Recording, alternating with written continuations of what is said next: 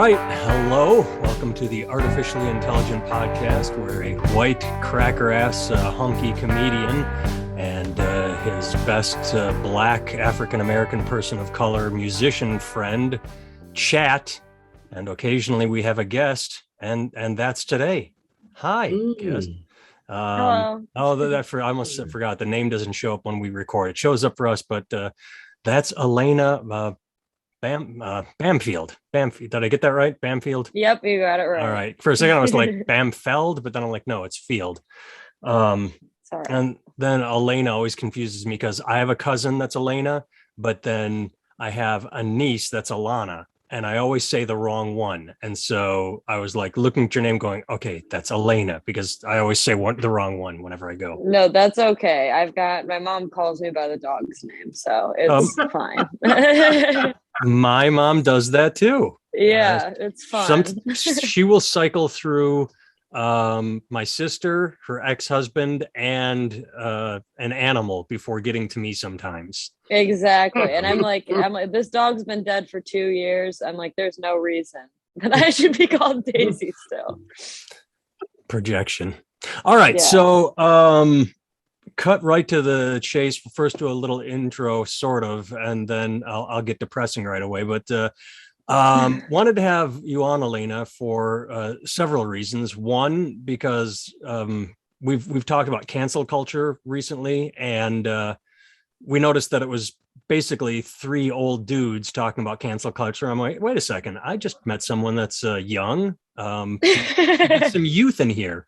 And then two, what I just said, three old dudes. This podcast tends to become a sausage fest. And I'm like, well, this young person that I met is also of the female persuasion. So that's two. And then I met you at the Ann Arbor Comedy Showcase, and I genuinely thought you were funny. So I'm like, all right, that's 3 for 3. Let's get someone that I thought was pretty funny and who represents a couple different demographics than the two of us old people. Awesome. Mm-hmm. Thank you. I appreciate it. I'm excited. Well, don't be, because now it's time to get depressing. Are you familiar, either of you familiar with the Humans of New York? God, is this going to be like a homeless person thing? No, it's a photographer. He has a page on Facebook, and he goes around and he takes pictures of the humans of New York and tells their story. And I didn't know what we were going to talk about tonight. And then I was just sort of looking at Facebook, which I can't post on because I'm in Facebook jail right now. What'd you do this time? Again, what'd you do? I have never, ever violated the terms of service. Here's what I did. Buddy said he didn't like the movie Gladiator. I posted, you don't like the movie Gladiator? Heretic, burn him at the stake. And I immediately got a notice saying that I violated the terms of service for inciting violence against others. And I got a 30-day suspension for that post. Again, I've never actively, posted nudity or the N-word or anything racial or, let's kill Republican. I literally posted a joke about my friend not liking a movie, and I am in Facebook jail because you can plan an insurrection on Facebook, but you can't make jokes. That's how that platform runs. Absolutely. Anyway, the Humans of New York. So this is where it gets depressing, but there's a point to it. The person he profiled today, sometimes it's just one picture and a paragraph on that person. Today it was a 7-part, and I did not read all 7 because I got too depressed. I'm going to give you the Cliff's Notes version. Kid in, I don't know what city actually, he gets jumped on a subway, wakes up blind. The guy shoved a screwdriver in his eye, and he's blind.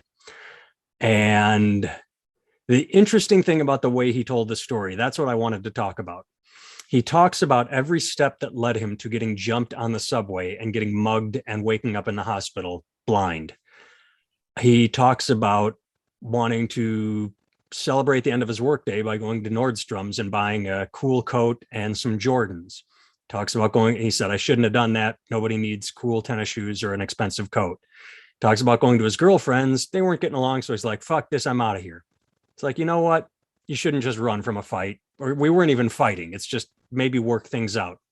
Leaves, realizes he doesn't have a cell phone. He's like, fuck, I can't call a cab or an Uber. I should go back inside.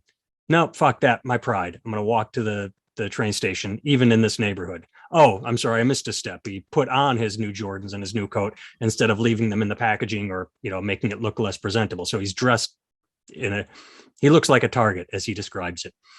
Mhm. Train pulls up. He looks, he sees there's a car with a bunch of dudes in it. And he's like, not the best for this neighborhood. I should get on another train, but fuck it. I'll get on this one and just move to another car. Moves to the other car. Someone comes in, wakes up in the hospital. So horrible story.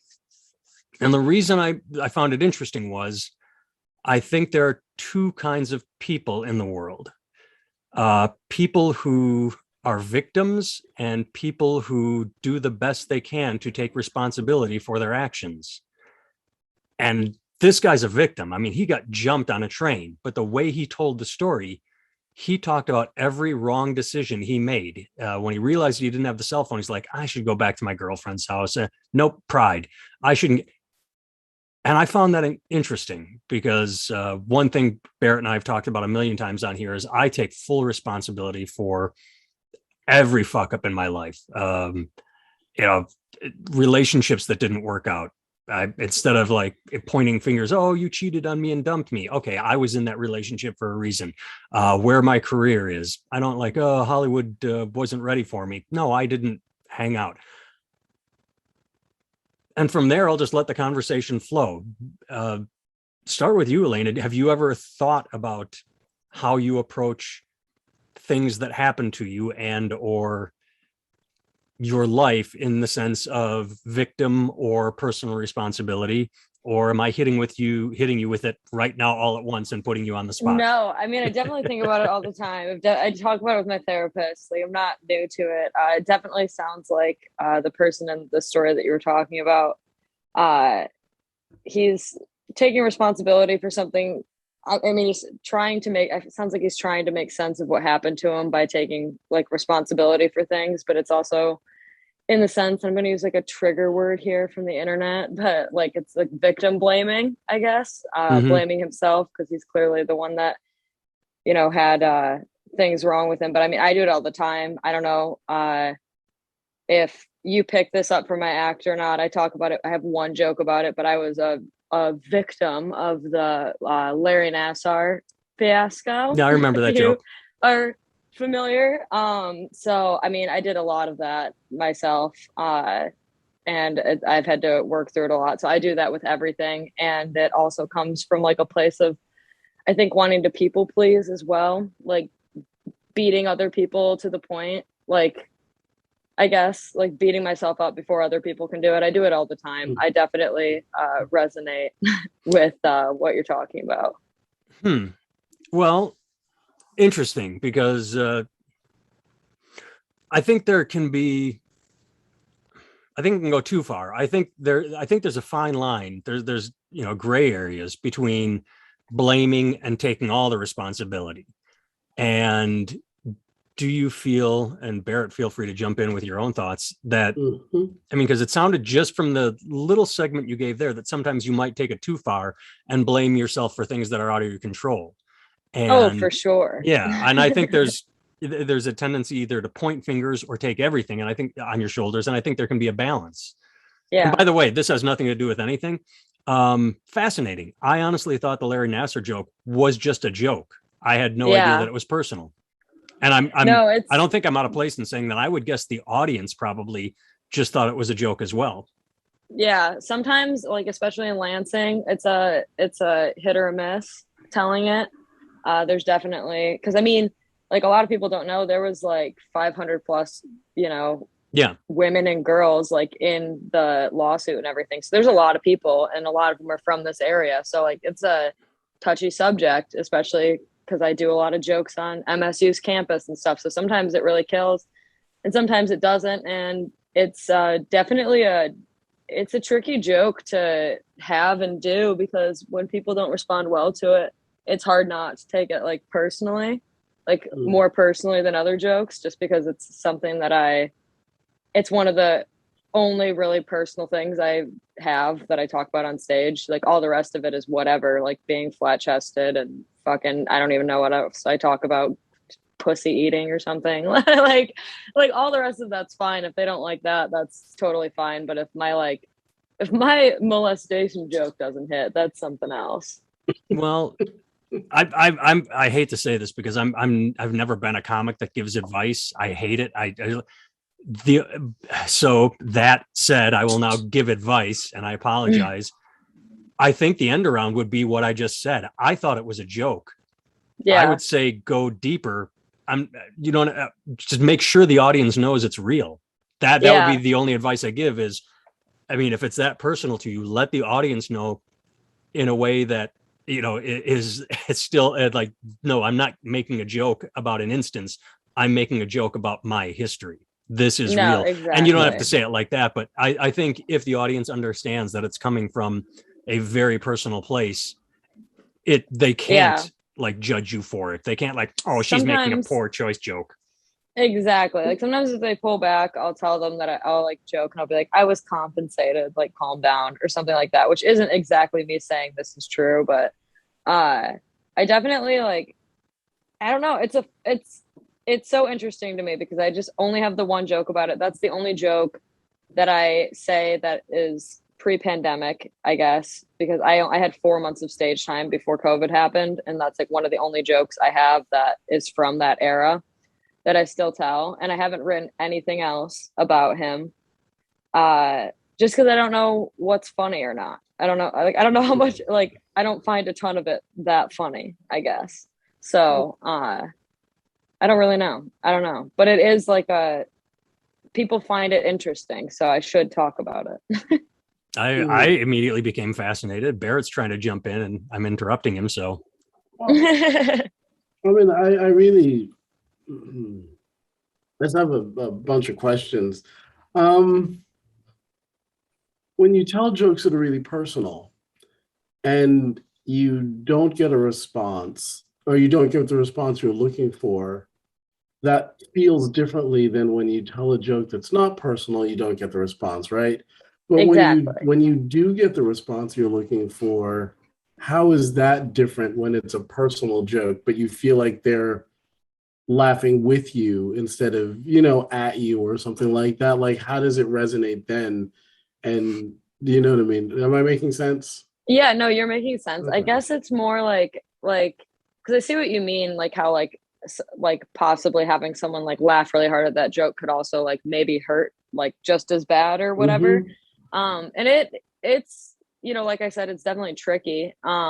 Because also like I said, like it's not super funny. Like it's not super hilarious what happened, but uh I guess like I guess the difference is just like maybe they think I'm a piece of shit or something that I like. Maybe they don't because like Nathan was saying, like they don't know that it actually happened. They just think it's a joke. So like maybe if they're not laughing, they do just think I'm a piece of shit that made a joke about something terrible that happened to a bunch of people, you know?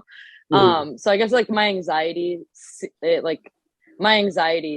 are different than if it was just because if it was just like a bad joke about like hemorrhoids that didn't go over or something, like that's a little bit embarrassing, but it's can overall also I be was trying personal. something. Yeah, Right. exactly. So I don't know. Well, It's a lot of fun to figure out, and I'm sure I'll write more about it, but I I just mean, I guess I'm maybe waiting till I'm a better writer. I have no idea what I'm waiting well, for. it's really interesting because let's see how to say this without incriminating people. Not even incriminating, just I'm just tired of talking You can about say it. this Barrett guy. molested me once and he's trying to dance around it. No,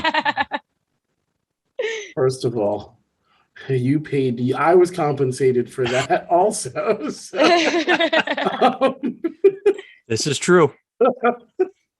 uh, 250. Just like the Loch Ness Monster. 350. 350?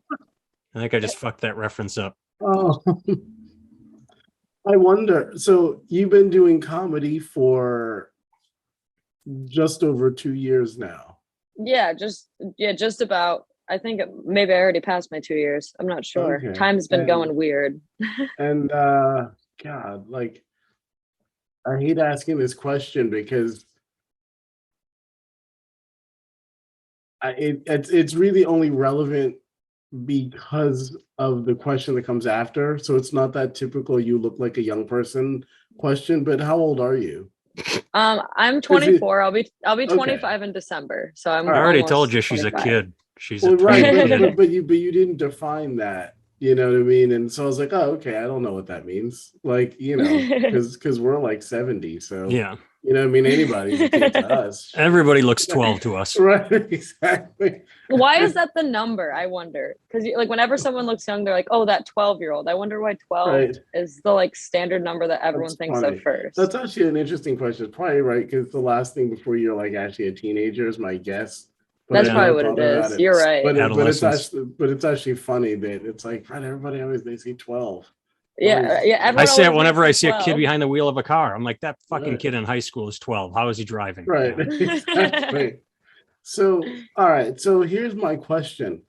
So you're basically a quarter of a century, and you've been doing comedy for just about 2 years. You might have passed your 2-year anniversary, Mhm. potentially, but in and around that area. So here's my question, right? Nathan and I often debate about art and the authenticity of art, right? And Mhm. so as a person who is still like you're past the beginner mark, but you're not into the well-seasoned area, do you find that when you're doing work that's authentic to you versus work that is not true but still has meaning to you versus work that is just funny but you have no connection to, do you find a difference in the response of the audience or how you feel after a show or anything like that from the connection of something actually having a meaning in your life versus something that's just funny? Absolutely. Like I just started writing more about my family, which has been like a touchy subject within my Yeah. family because I have a funny family, like I grew up in a rural white Michigan conservative town and A my militia, you dad can say it. pretty much there's 4,000 of us and like um but I grew up like that. My dad got religious like later in my life, so I kind of have that to deal with, which is like sort of funny. He grew Very weed. similar. He's grown weed since I was in middle school, which like there's a ton of material there, but he's like not a fan of me talking about it. And so like there's been a lot of back and forth on Does that. he still grow weed? Yes, he So still he's does. pot for Jesus, basically. Well, it's legal. For the most Yeah. part, yeah. Yeah. No, it's funny. He's I responded to that because my dad found Jesus after his divorce. My wife doesn't love me. Jesus will. And it was very awkward for me. Like, where did this fucking come from? Like, you've yeah, well, never. exactly, because for me, like it was like I was still like I guess a kid, I was probably like 17 or 18 when he really started getting into it. But like I didn't grow up with that like foundation of like I don't have like Right. Christian values like pounded into me. And so like now at 24, I recently moved in with my parents because I'm trying to save up money because I want to get the fuck out of Michigan. And but now I'm just like living in this weird religious hellhole. Like where like I'm just like kind of expected to, like believe all of these things that I don't know anything about. So your mom has bought into it as well, or was she always there? Oh, she's doing whatever my dad's doing. For sure. Okay, personal question. How close yes. to so say on the scale of Jesus to they're moving, how close to Q are they? How close to like, okay, now we've gone from Jesus to QAnon? Are they, My dad told me today before I left to come here that if I have any extra pocket cash that I should buy extra socks and underwear for doomsday. Like he is very much convinced that we're looking at the end of the world. Oh my God, I cannot let him find this podcast. But like it's okay, nobody does. Quit telling people my shit. But like but yeah, no, he's very much he's if this is the scale, he's right about here. I finally convinced him that Alex Jones is not a good source of information. I can help you there, but I'm not sure. It's going to take some work. I was listening to a podcast by, I can't think of his name. When I remember it, I'll send it to you. It was about Y2K. You're too young to remember this. I kind of remember my dad was very worried about it. So what Okay. yeah. The computers were all going to fall apart. Society was going to crumble. And this guy, Dan Trubisky, God, I'm glad I remembered his name. He played an old Alex Jones broadcast from New Year's Eve. And I'm like, I didn't know Alex Jones was even around back then. But Alex Jones is ranting like he always does, talking about right now they're kicking indoors. This is it. Y2K, the government's taking over. They're gonna, and it's like he's never been right. Play that for your dad. Say, Dad, listen to what did this happen? No, we all lived through it. He is saying he was pulling a George. He was pulling an was it Orwell, an Orwellian, the H.G. Wells, the H.G. Wells. Yeah. He was pulling a broadcast saying this is happening right now, but it wasn't acting. He was in full Alex Jones crazy. So play him that and say, Dad, this is from 1999. Yeah. He's always been crazy. I mean, this didn't happen. Listen, yeah, you're talking about a pot-growing, doomsday prepping, conspiracy theorist, religious person. yes, and you think that facts matter, Nathan? Yeah, yeah. I'm not See, saying that to that's make the fun of your thing. pop, because like your pop sounds like a cool cat. Like sounds like I'd kind of dig him. Like we could sit around and smoke weed and talk about Jesus. Sounds like a great Definitely. guy. No, he's super cool. He's a super cool guy. Right? But like you just said, like he's, you know, a pot growing, doomsday prepping, like all those things. Like he's hilarious. He's one of the funniest things in my life. Right. He like doesn't want me to talk about it. And so like sure he does. He's just such a weirdo. But yeah, so like I have like material like that I've been working on, but like other outside of that, to answer to full circle, come back to your question. I've been kind of trying to figure out what material feels the like closest to me, because I guess the Larry Nassar joke is like the only one that feels super personal. Just because it's like, I don't know, overtly a personal topic to be talking about, I guess. Because it's real. Yeah. And whereas like talking about like I have a lot of material about being flat chested, because like that's like something that I, you know, bothered me a lot growing up or whatever. But like, and so like when that material hits, it feels good. But like some of my other stuff that I have that's just kind of like here or there, whatever, just stuff that I think is funny. It definitely doesn't feel as rewarding, and I'm trying to figure out, and I don't like doing it for as long. I've noticed like, I like am quick to, I guess, like retire those jokes, as opposed to like holding on to them and trying to make them better, which is what I do with my more personal stuff. Can I interrupt for a second? Sure. Before we get too far away from it, just because you said something a second ago and I'm like in my mind going, okay, don't forget. And then you might say something interesting and I'll forget. You just said the flat chested material to get it. What you made me think of is, and I've heard this a million times and there's nothing wrong with it. I think it's actually very empowering. It's, you know, I don't know if you've ever seen a little person do comedy, and the first thing like Brad Williams, you know, it just draws attention like, hey, this is who I am. Or the fat kid that does the fat joke before anybody can do a fat joke. Like, I'm going to get out in front of it. Fuck you. I will own this, this material. Yeah. So I think that's really smart. And it is, in a way, I think it can be therapeutic. Again, grayscale, depending on if you are using it to beat yourself up or to empower yourself. No, exactly. And it's like, but it's also a thing too, where like, this is another interesting thing, like after the weekend that I hosted for you, which was that was the first time like a club has like given me work or whatever. So it was a super cool opportunity. And afterwards I had, me and Pat were leaving and I didn't see Roger, and I was running around trying to find him before I left to thank him for the weekend and everything. And I guess he had taken off. So, I had messaged him the next morning and, you know, thanked him for the weekend, asked him, or just let him know that if he could use me for any other MC work that I'm available and stuff. And he basically told me I did a good job, but he also told me that I need to work on writing cleaner material, which is kind of, not wrong, but not what I want to hear. You know what I mean? I'm like, and you I responded, get it also. Fuck off. I get it. It's one of the things clubs like. It's you know, the intro to the show. It's not my club. Right. I didn't look at you and go, ooh, that's dirty. I didn't have any thoughts along those lines. I would not have expected that response personally. Yeah, I mean, and I mean, I totally get it. Like, you're the opening act, and if you're gonna have like blue material or whatever, and the next people and the people after you aren't going to, then like that's like just a weird tone that you've set for Yeah. the show. Like, Yeah. you know, it's like I get it, and it. I mean, and just like as a comedian, I'm like, I'm not gonna, you know, change the way I write all of my comedy just because one guy like said I should. But and I don't even think he was saying that he told me I was a good writer and everything. He was just saying that like to work cleaner material, and I'm like, I guess I'll be cleaner at the showcase.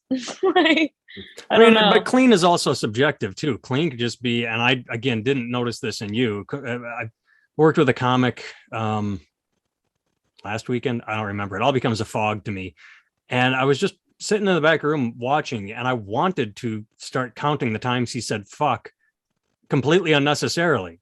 I mean, I think fuck can be a punchline, or I have no problem with it, but it's like, so the fuck was I doing? I don't know. So I'm walking to the fucking bank, and the fucking teller in there, fucking having a bad day. Fuck. And it's like, I start to know fucking. Yeah. I think that's more blue than a blowjob joke that doesn't say fuck. That can be creative as opposed. So I'm getting a blowjob. Yeah. And I'm like it.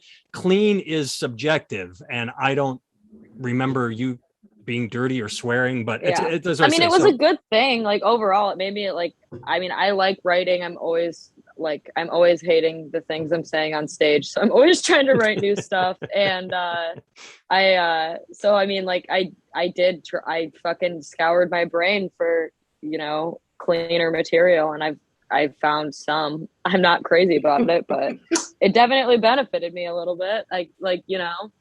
Well, again, it doesn't mean you have to change your material. Pretty well, I think. I mean, it doesn't mean I don't. It doesn't mean I enjoy it in the moment, but afterwards, I'm like, I guess they were right. That's. I know that feeling. Yeah, we all do. So, what prompted you to get into comedy, and what were you doing artistically before that? Okay, so God, what even? Or the shorter way to ask the question: what the fuck is wrong with you? Why would you want to do this at such a young age? You have your whole life ahead of you. You could choose a real career. One, it's because I have my whole life ahead of me. I'm like, I feel like I kind of have time on my side as far as this goes. All right. Like I have a little bit of time to be dog shit, you know, before I'm like to an age where people are like, shouldn't you be really good at this? But I got into it. I was working at an office. God, when I first got into comedy, I was dating this guy that I had been dating since I was 17. So I was with my high school sweetheart. I was working at an insurance company that my mom has worked at for like 30 years. And my plan was pretty much to work there until I died and just have this dude's babies and use my Larry Nassar money to like get married and build a house, I guess. And I'm not really sure. I think I'm crazy. Like, I do think something is wrong with me, because there was like this weird period of time where I was like, oh, and this grosses me out, because I was listening to Joe Rogan podcasts at work in my cubicle. And I was just listening to like Whitney Cummings and Annie Letterman and Jessie Mae Peluso and, you know, just all those people, and like Nikki Glazer. And I was just listening to all these women talk about comedy. And I was like, I think I could do this. This like seems like it'd be pretty fun. I think I'm pretty funny.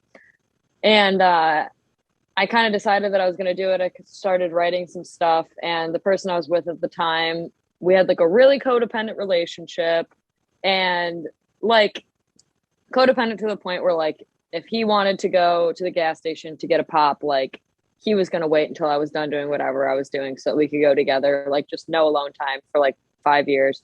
And so I didn't have any time to write. Like that was like the biggest thing that I think like kind of stand-up comedy pushed me out of my relationship that I was in, I guess, because I didn't have any time to write without. It's gonna do it a lot. That's what stand-up comedy does, is it ends relationships. Yeah. And any artistic venture does. And then when I wanted to go out to open mics and stuff, it was just kind of a problem, because like I couldn't make any friends because everyone that I would meet was trying to fuck me or whatever. It was just a problem. So that ended. And then after that ended, I just did it 100%.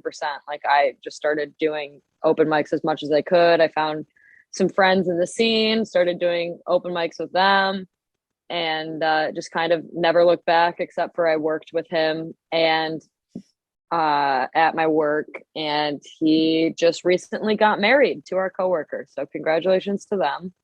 And she was can have super all his weird. babies now. Yeah, exactly. She already has one. So Aw. it's for the best. But that's I can't remember the rest of the question, but artistically before I was doing absolutely nothing. I was planning to be somebody's wife. And this is probably the only artistic venture I've taken in my life. Stand-up comedy. I mean whatever, I'd like draw or some shit in my like free time, but like I never had like an outlet that was artistic that I was drawn to. I did like sports and stuff, but I mean, would you say that you were, to use a religious term, called to this?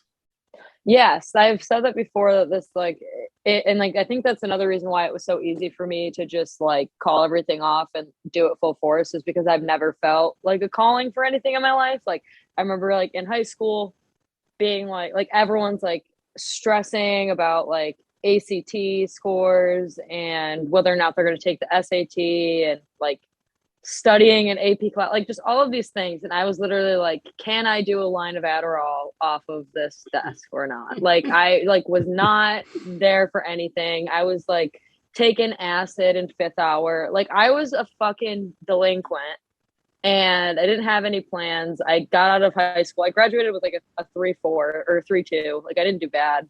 But I just ended up going to community college for a general associates, and I dropped out after like one semester or something, and just worked a bunch of shit jobs, and it was in a shit relationship until I started doing this. And it just I just it's weird. It feels like my life just kind of like started all of a sudden, but I didn't have any plans for anything. Like I said, I just was like, I guess I'm gonna marry this dude and like stay in my hometown. And that's very small town like, America. Yeah, it sounds like a nightmare now. But I don't know.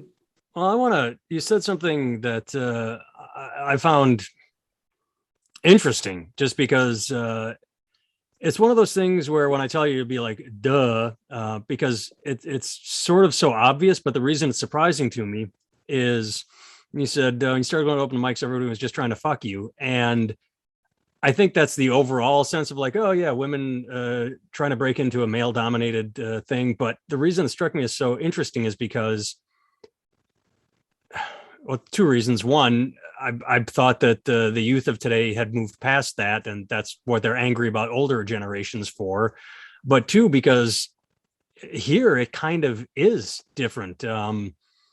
I can think of two instances where there was a tight-knit open mic scene in my area, and someone showed up and was a little belligerent, was hitting on the female comics, and he kind of got hounded out of the scene. It's like, no, fuck you. These are comics. We treat everyone equally here. We don't try and he was just shunned. That was it. The instant he made the move on a couple female comics. And then there's a Facebook post. Someone asked about the scene, and a female comic said, no, I feel wonderfully protected by the scene here. And she told the story. So it was interesting the way you said that. I'm like, I thought that, at least from my eyes here, the younger generation had moved past the whole sleazy 80s New York scene vibe.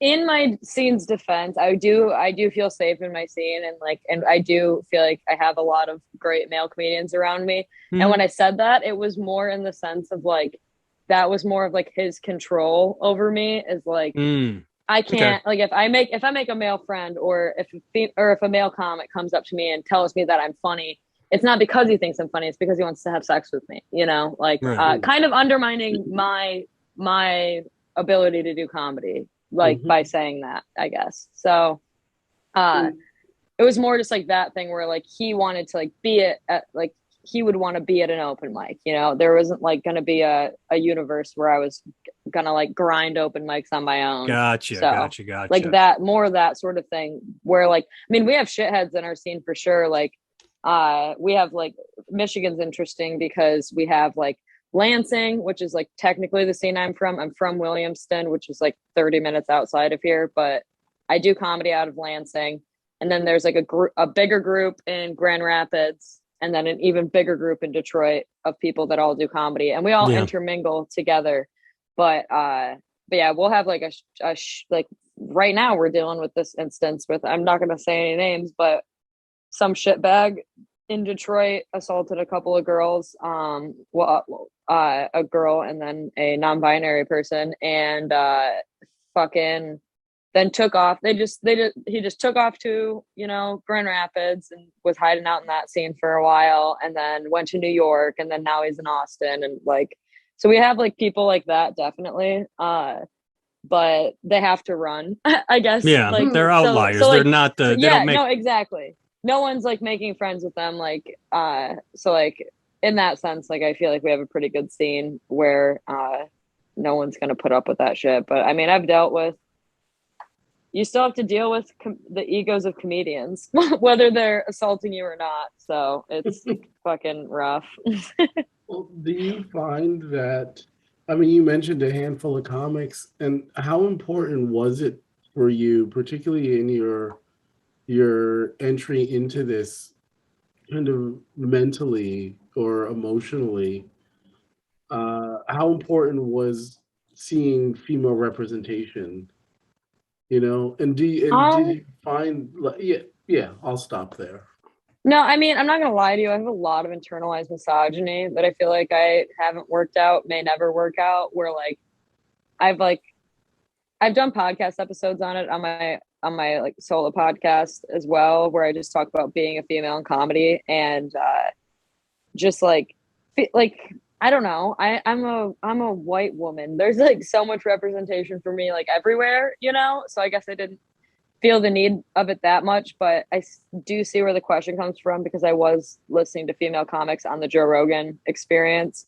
So I guess it was important because that is what got me into comedy. But I find now that like my favorite comedians are male comedians. So it's not super important to me now, but getting into it, it was definitely just getting me into it was just, I guess, seeing other women doing it for sure was something that got me into it. But I've got a lot of internalized misogyny about stand up and being a woman in stand up, and like I guess like I do see like advantages to being a woman right now doing stand up comedy that other female comics don't, and as in my scene, don't necessarily agree with, but it's fine. Interesting.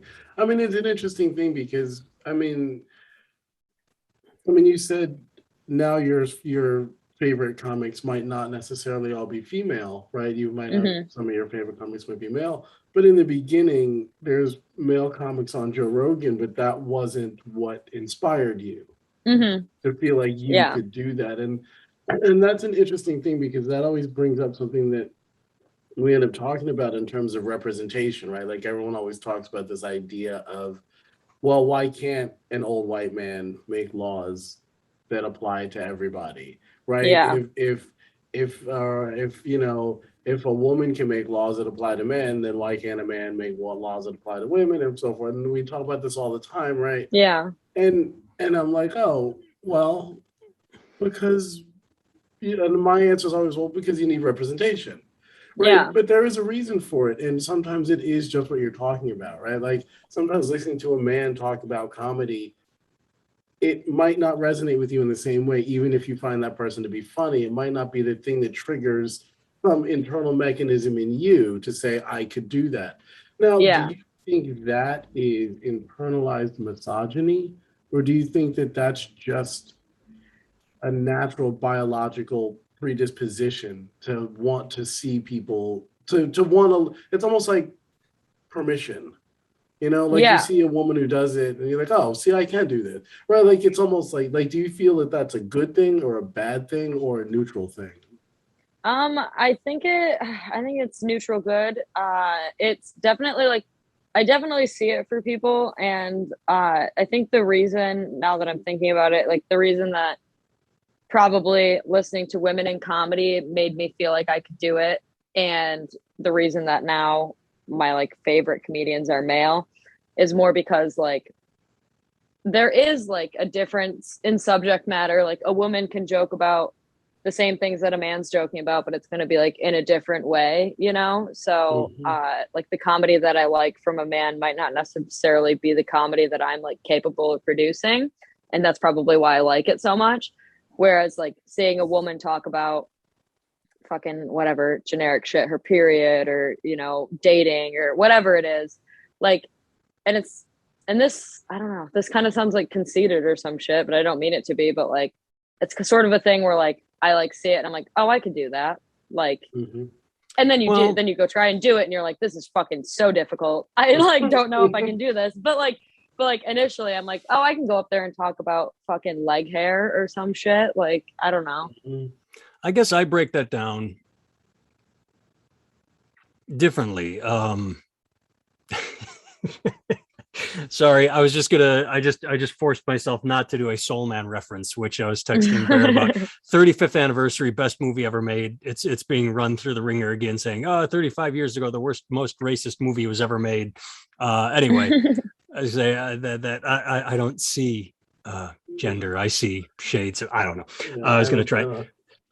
The whole point is, I look at that as a break it down by personal versus generic comedian, not male female. It goes back to you talking about Larry Nassar. Is that personal versus leg hair can be personal, but like, oh, Uber's crazy, or oh, what's up with airline food, or like you said, anything like that's generic stuff. Yeah, I don't care if it's generic coming out of a whose mouth, as it's generic. And so that's how I break it down is the person on stage saying something interesting, or have I heard this? Like I remember going to an open mic and like 3 to 4 people in a row went up. Here's my hot take on Uber. And I remember when I was doing open mics sitting in the back of the room going, oh, fuck, they just talked about red lights. I was going to talk about red lights. I'm not going to talk about red lights now because I don't want to be that guy like, hey, I know you just heard 5 minutes of this, but here's my take. I always wanted to do something different. That's literally how it is about anything COVID related at all. Like, I'm like, I don't want to write anything that I think is funny about COVID because I know people go to an open mic to get away from this shit. And then people are just up there like, so COVID-19. And they're like, good God. Like, Yep, I agree. Fucking nightmare. Yeah, it's an interesting thing. All right. One more question. Okay. Kind of, if I can form it properly. Give me a second. Why don't you say something, Nathan, and let me see if I can. He's trying to ask if you ever been with a black man. I haven't. I wasn't going to ask that. I was just going to watch when she walked away from the camera and see how she walked, and I would know. Yep. For moral anti-version, it'll be a mystery forever. It just they'll stay seated. They'll never know. Well, I have something possibly inappropriate to say. To go back to Larry Nassar, my wife had an injury recently, within the last year, 8 months ago, and could not get it fixed. Just there was something wrong with her hip flexor, something or other. And finally, she saw someone that said, "Have you tried pelvic floor? What's it called? Pelvic floor massage or manipulation?" And she said, "No." And this was a female doctor, and so they did it, and it healed her. And now she does it to herself with a special tool that looks like a sex toy in the shower once a week. But like so the treatment is appropriate for a very small range of things. Yeah. Do you the thing that boggles my goddamn mind is that it was a dude, that Larry, like, that no one any step of the way. And it went, hey, this is a real treatment. Let's get some female doctors because it's a real treatment and we think it could help, but let's get some female doctors. I guess that's my divide it's horrific that the Olympic Committee allowed it to go on for so long, but I couldn't help just to think of my own wife when you were saying it, because it was a wonderful treatment for her. But again, it came talking about male comedians, female comedians. Yeah, male doctors versus female doctors. Yeah. I don't see where I said I see neutrality in comedians. I don't see neutrality in doctors. Like if a guy says, "Hey, I'm going to be a gynecologist," that's like fucking red flags everywhere. I see them going off, and I just so I don't know if I have a point or a question or anything. I just found it really interesting when my wife started receiving the treatment. The first thing I thought of was Larry Nassar, and I'm like, fucking weird, because I always thought it was just him making some shit up, and he was probably just making some shit up. This will get cured for everything. Like he used it as a cure-all, like an aspirin, as opposed to He had like multiple different. He had like a website that he uploaded videos to that other doctors, could use for reference or whatever. And he wrote like a bunch of like peer-reviewed papers and did a lot of like instructional videos on this like technique and stuff. So he was really fond of it. I'm sure it works somehow. Yeah. But the way I looked at it with him is, oh, you stubbed your toe. Let's go straight to this. Oh, you have a headache. Pretty much. Yeah. Let's go straight to this. For example, I had a lot of pain back here. I was born with torticollis. So that was like a weird kink in my neck. I was born like this. I had to go to like baby physical therapy to straighten my neck out. And so when I started doing like high impact sports, like cheerleading and tumbling and all of that, my neck started hurting me. And the way he pitched it to me was, oh, you're a butthead is what you've got a problem up in your head, but we're going to fix it down here by your butt. Like, and there you go. Yeah. And my mom was on Vicodin and she was just like, oh, I might be a butthead. Blah, blah, blah. Like literally, I remember her saying that. Like, I don't even know. So it's all crazy. Cause I didn't even it's not even like I like that happened to me. And then I went the rest of my life until I was like 19 thinking about how I got molested, I just like found out at 19 that I got molested and I was like, oh, that's kind of weird. That's kind of and the way you just told that, the way you just told that, if you're spitballing here, and I apologize, but that is very personal, and that could be something to take to the stage. Like I was born with this kink in my neck, butthead. That is how it goes in my head as I'm hearing it. That's how it goes from this one-off joke that the audience, like I said, thinks it's a joke and isn't sure if it's distasteful or not. Even I never crossed my mind that it was personal. It becomes very personal when you say, it's the cure-all. Oh, you stubbed your toe. Let's go straight to this. I have a kink in my neck. Let's go straight, because that's where I think the connection comes between you and what happened, and the therapy and making it funny for the audience and not being judged. Yeah, I was gonna say I can also do gross, weird shit with my legs that like I'm just like I could like do some weird physical comedy with my like feet with my feet and talk about how that gets you first in line at Larry Nassar's office, because it does. My son can put his feet behind his see, I'm the opposite way. Like my like if like your son's comfortable sitting like crisscross applesauce, I'm like the opposite. Like I can sit in a W and spread my legs out and like keep my legs like folded the wrong way, like facing each, like I'm knock-kneed, my knees look at each other, so I walk funny and everything. The reason I laughed really quickly is because, again, I have a question. Being as young as you are, I honestly don't know the answer to this.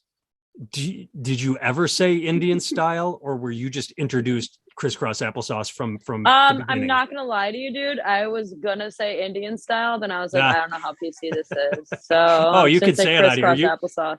We would be fine with it. It's just that once it airs, one person's going to find it and then cancel you.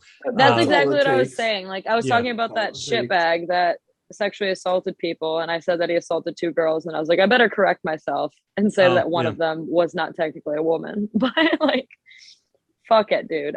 Cancel culture. What are you gonna do? Well, Jesus Christ. So you had this realization at 19. Yeah. When you had the realization, did it feel like a bunch of pieces fell into place?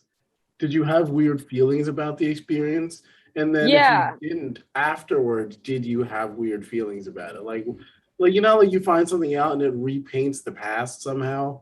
Like definitely. The future, you know what I mean? So yeah, because I mean, Larry Nassar, I've got other shit that's gone down in my childhood too. Like Larry Nassar is just simply the easiest one to talk about. But so yeah, definitely restructured some things. It was hard because I was fine for so long, and I was in a relationship at that point for like 3 years, so this person's dating me and they think they like know who I am and all this stuff. Then all of a sudden I've, got all this weird fucking trauma. I hate saying trauma, but like I hate it. People just overuse the fuck out of it. But it honestly, that's what it is. And so like, then I just have to deal with like trying to remain normal, I guess, for the people around me, not be upset about anything. But it was definitely changed some things for sure. Because I didn't think about it until that article came out and it got sent to me. And like, because I had friends that went and saw him all the time, so like I like had talked about this in my youth, like talked about, oh, did this happen, blah blah blah, and they're like, yeah, that's normal, happens all the time. So like I had like absolutely no inclination that what had happened, and I had the previous shit that had happened to me before that. So like there's like no fucking way that I would have. And then at 19, been able to realize you saw a billboard at you could be a victim too. Just about. I mean, like the article came out, my mom sent it to me, and I was literally like, it's funny because it's a Facebook message. She sent it to me, and I was like, LOL, is that why he like thought it was okay to put his fingers in me or something? And my mom was like, what? What are you talking about? She literally goes, what? How far? I don't know why that was her question, but she's like, what? How far? What do you mean? Hey, you're like, Mom, how much Vicodin were you on? You were there. For real. Yeah. But yeah, so like that's basically what happened. And then like afterwards, I called my best friend and I was like, yo, I think I was molested. Like, I don't know. It was just a really weird series of events when I found out. But like I literally read an article and I was like, oh, that is exactly what happened to me. Like, that's exactly what happened to me. Everything from like them even talking about their mom being there and like where their mom was sitting in proximity to the bed. And like it was very strategic looking back on it, very premeditated. Premeditated pedophilia going on. Well, by that point, it was probably very practiced, which is very disgusting. But yes. So let me tie this into the very first thing I talked about, victimization versus self-blame versus you talk about it very openly and you talk about it on stage passingly, but I mean, there are two paths you could go down as a person. The holy shit, I'm going to cash in, I'm a victim, everybody take care of me, this happened to me.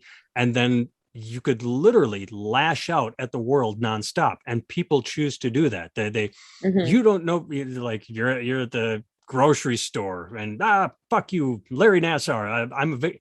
They carry victimization around with them. You don't seem to carry victimization around with you, which isn't to say it wasn't, like you say, it's traumatic. Yeah. You've had to deal with a lot, but do you think you deal with it by confronting it head on and just probably? Yeah, I'm gonna go. I do a lot of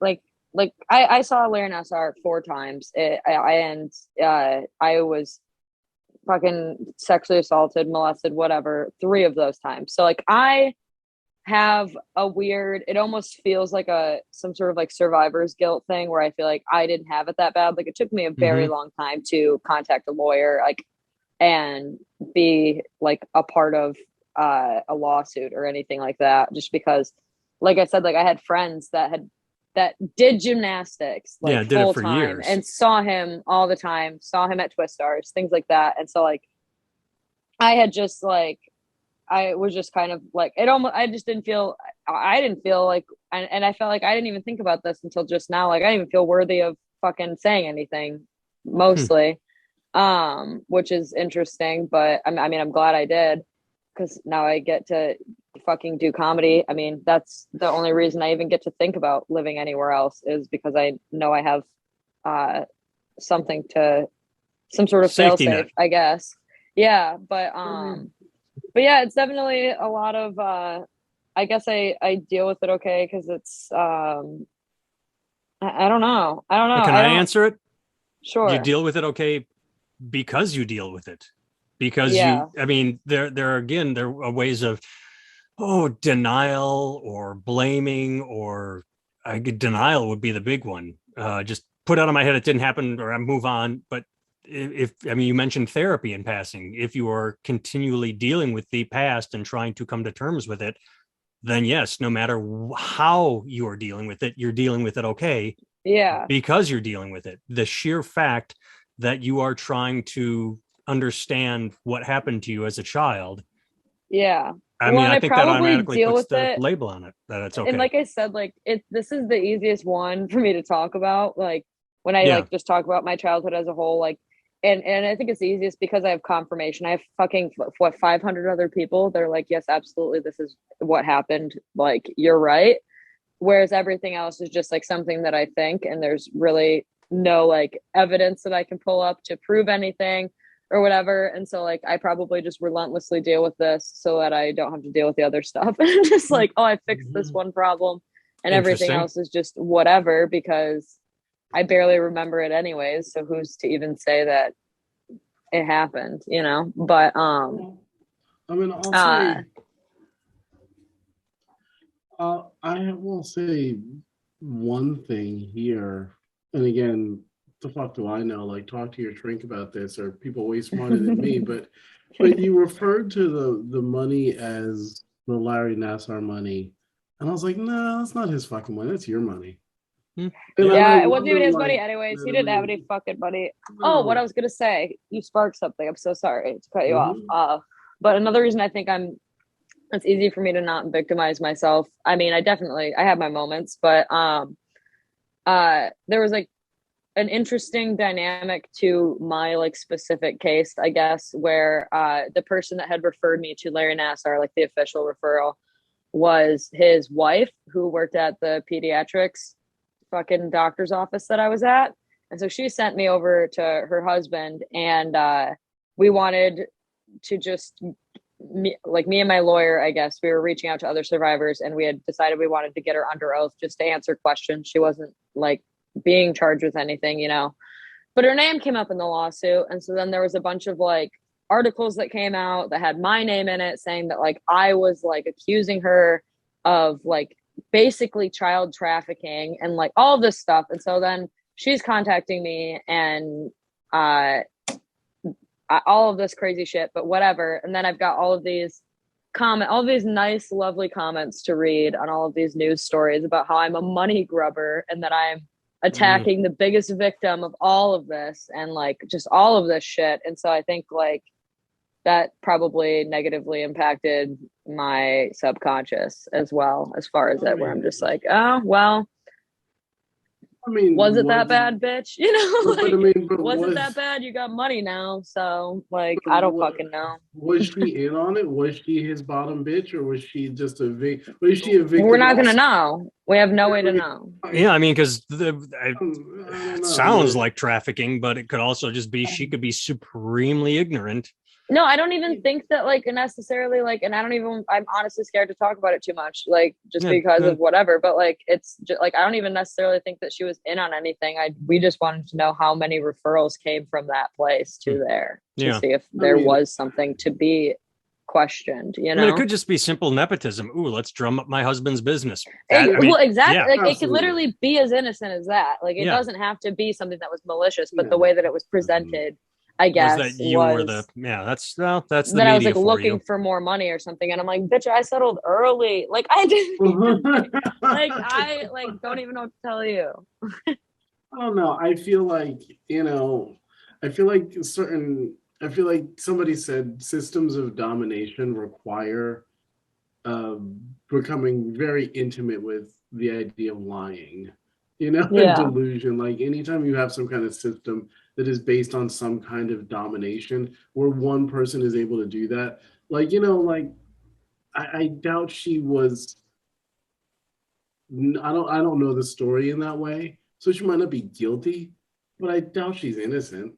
You know what I mean? Yeah. Do you know what I mean? Like I don't know that you willfully go on with something like because somebody said that was weird. The doctor stuck his fingers inside my vagina to cure my hiccups, and somebody Yeah, brought it like up in and you know what I 97, mean? like literally the first case that came out, or the first complaint that came out about it was like when I was 1 year old. So like that's also the Right. annoying part about it, is that I'm like, people have been saying this shit for a long time before I even walked into your office. So But uh yeah, I mean that's what I mean. Like those kinds of systems necessitate the need for lying. no, yeah, I'd like to think I would know if I was married to a serial pedophile for like 25 years, but like who knows? She might just not know. He might have a great poker face. Who knows? Well, Yeah, no, it just might be normal for a man to bring young girls to treat in his basement after hours. Like that's normal. Who am I to say that's not normal? Like I don't know how you Wow. were There's no delusions going on there. yeah.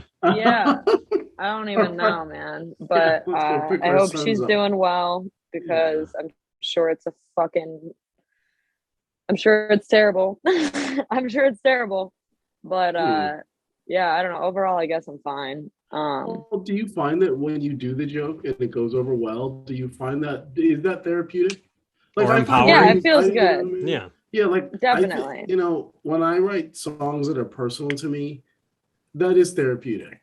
When I Yeah. perform them, whether or not it's me performing it by myself or there's a whole bunch of people around or whatever, there's a release there that happens because of that. And like sharing with the audience and having that moment is like it's a very cheap way of therapy. It's a cheap therapy. It's like a cheap high, Yeah. you know. Yeah. It's a fun high, but it's a cheap high, I suppose. Well, I But was just going to say is the careful thing that I've noticed about my version of stage therapy is now it's sort of healthy because I'm at a place where I'm married, I have kids, I'm happy. Before I got here, there was a lot of anger, and the stage became a therapy, but it also became a drug where I just needed that attention. I needed that fix. And, life was miserable a lot outside of the point where someone was actively paying attention to me. Pay attention to me. I have things to say, God damn it. And yeah, that was my only thought is it's therapeutic, but there's a fine line you walk. I mean, is it therapeutic Definitely. because people care, or is it therapeutic because that's a safe place for that emotion, right? Like let's let's play race, gender, binary, non-binary cards, right? Like that's a black man, right? But like there's often times where I feel like my anger is not appropriate, like it scares people, right? So if I get really angry about something, it scares people, right? So to me, the stage is a safe place for me to release anger, right? Because nobody's gonna. It's a drug, but it's also a safe space. Not in that kind of millennial hippie new age way, but it is a legitimately No, safe it's space for me to it's go up an on enclosed stage and environment more than a safe yes, space. It's right. a setting. It's a setting.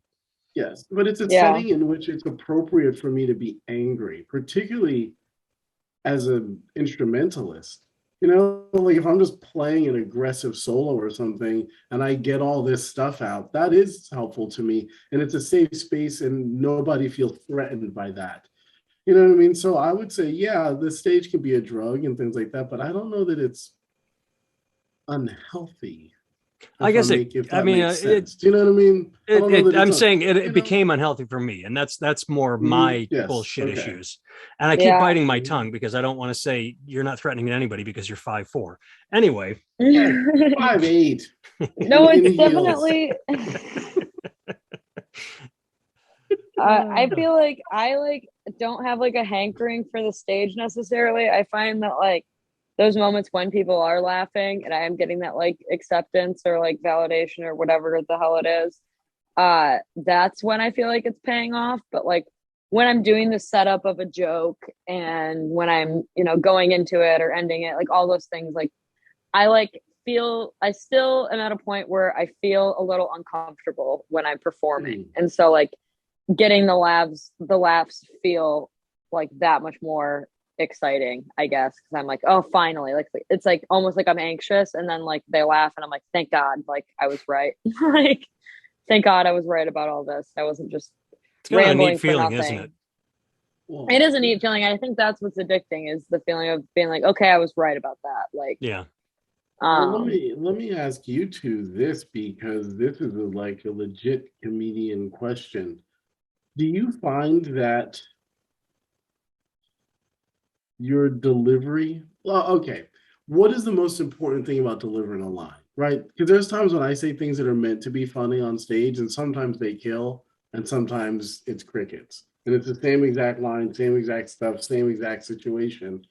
But my guess is that the issue is in my delivery, not in the material, right? The material is Yeah. the material is purposely corny, right? I'll say, hey, like if we're working for tips, like some of the gigs we can get tips or something, and so I'll say, hey, if you like what you hear, put some money in the bucket. If you don't like what you hear, put some money in the bucket. We'll get lessons. We'll come back and we'll be better, right? Yeah. And sometimes people, that's funny as shit. And I'd like to introduce the fifth member of the band, Phil. Fill up the bucket, right? And Yeah. so, right? Sometimes it's hilarious, sometimes it's fucking stupid, and it's like, that's not funny. What do you find is the difference between having a joke kill one night and not the other night? You know what I mean? Confidence, probably. That's the first thing that comes to my mind is like confidence Mhm. when you're saying it. Mhm. I think there are Um, too many factors. The way you deliver it could be different. Your mood could be different. yeah. Well, The You can attitude you're applying to it. absolutely blame an audience. I never used to Oh. believe that. I used to never like, oh, you can't blame the audience. But having Isn't done that this how, one, I'm like, you know what? isn't that Sometimes how you we end up in started front of a this, stinker though? audience. Isn't that how we started this, about taking responsibility for yourself? Yeah, but I'm Right? saying there's gray areas. I'm not saying you always put it on your shoulders and you don't always point fingers, but there are times when you can absolutely go, you know what? That one was on the You audience. guys Fuck fucking them. suck. Yeah. Yeah. Actually, I Well, said Uh, that. sometimes I if you said that to Elena after a set. you did say that to me. Yeah, she had a set that was, I thought, fine, but the audience wasn't giving it to her, and she said, "Well, you guys are a great audience." And she got off stage. I'm like, if they're being assholes, don't tell them they're great. I didn't. yeah, I don't just said, encourage them. if they're being a shit audience, don't pander to them. Fuck them. Yeah. I just And then want I him got to up and like me did when I come pretty back well. up. Yeah. So, Oh, that's funny. all Oh, right, Elena, promote yourself. You got websites. Where do people find you and your comedy? Have you built yourself a website yet, or is it I just your haven't built a Instagram? website yet. I'm worried about what other people will think if I build a website. Like other people in Michigan will be like, "Wow, you've only been here for 2 years." Blah blah blah, whatever. But so I have just Instagram. I am not very good about posting shows on there. But I'll be. God, I don't even really have anything to like plug or promote. I'll be in Austin, Texas, in November 14th through the 21st. If anyone is like, hey, this girl should do my show, I would love to. You can contact me on Instagram. I have a podcast. It's called Leave Me Alone. I'm working I on like that. getting. It's a pretty good name for a podcast because when people walk up to you and they're like, "Hey, what was the name of your podcast again?" and then you're like, "Leave Me Alone." Not very many people listen to your podcast because they think you don't want to talk to them. But yeah, so I'm trying to get back on a regular schedule with that. But there's a ton of episodes backlogged that you can listen to. So that's all I got for you is just my podcast and my Instagram. All right, well, that's enough. Barrett can be found at antargoodwin.com because that's his name. I just call him Barrett. Nobody else is allowed to except his sister. He is the musical director for the Katie Henry Band. That can be found at katiehenrymusic.com. January 21st, the album On My Way comes out. Finally got that memorized. But what I don't have memorized, quick, give the rundown of the first two singles and videos when they're going to be released. First single. There you go. On My Way. Single and video come out December 4th. Second one will be January 7th, but we haven't fully decided what the second one is yet. We're having internal, not disagreements, Dialogue.